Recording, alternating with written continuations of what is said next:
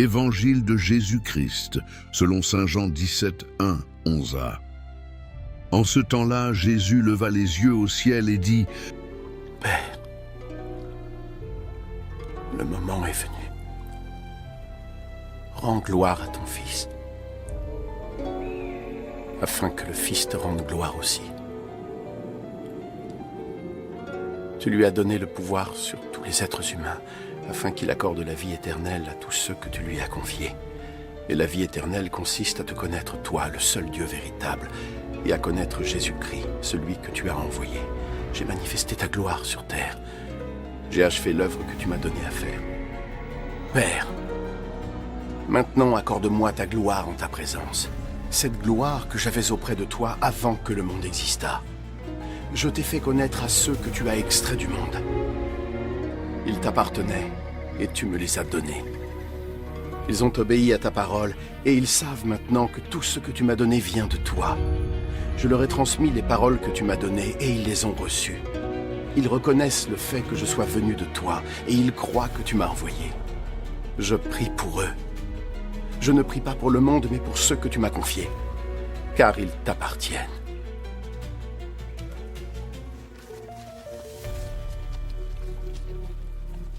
Tout ce que j'ai est à toi. Et tout ce que tu as est à moi. Et je suis glorifié à travers eux. Et maintenant je viens à toi. Je ne suis plus dans le monde, mais eux sont dans le monde. Acclamons la parole de Dieu.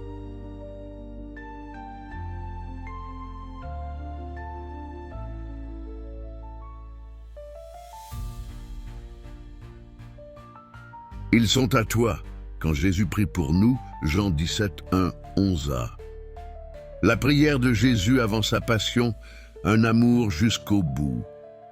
Histoire moderne pour illustrer le passage. Imagine un professeur de terminale, très respecté, qui sait qu'il va devoir quitter son poste à la fin de l'année. Pendant toute l'année, il a donné le meilleur de lui-même à ses élèves. Il les a aidés à grandir, à réfléchir, à se dépasser. Il sait que certains sont encore fragiles, qu'ils auront des défis à affronter dans le monde. Alors, le dernier jour, il écrit une lettre au directeur de l'école, son supérieur. Dans cette lettre, il ne demande rien pour lui, mais il prie pour ses élèves. « J'ai fait de mon mieux. Je leur ai transmis ce que vous m'avez confié.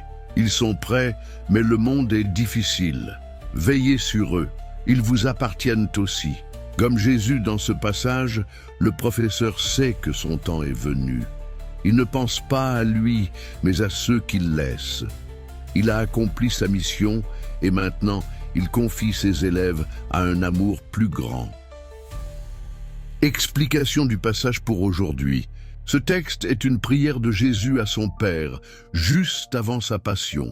Il sait qu'il va mourir, mais il ne demande pas d'être épargné. Il rend grâce pour la mission accomplie, faire connaître Dieu, révéler son amour, transmettre la parole. Jésus prie pour ses disciples, non pour le monde en général, mais pour ceux que le Père lui a donnés, ceux qui ont cru. C'est une prière d'amour, de confiance, d'unité. Tout ce qui est à moi est à toi, et ce qui est à toi est à moi.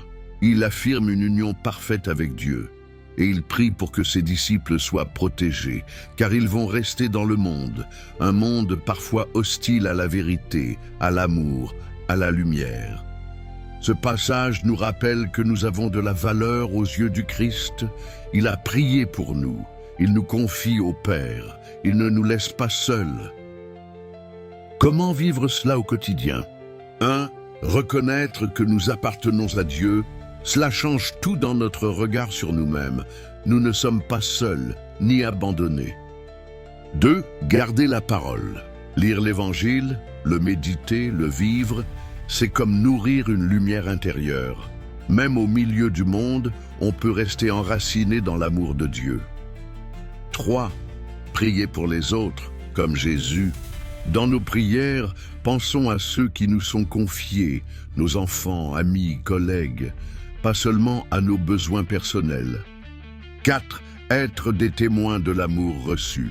Jésus est glorifié en nous quand nous aimons, quand nous transmettons la lumière, quand nous vivons avec foi et vérité.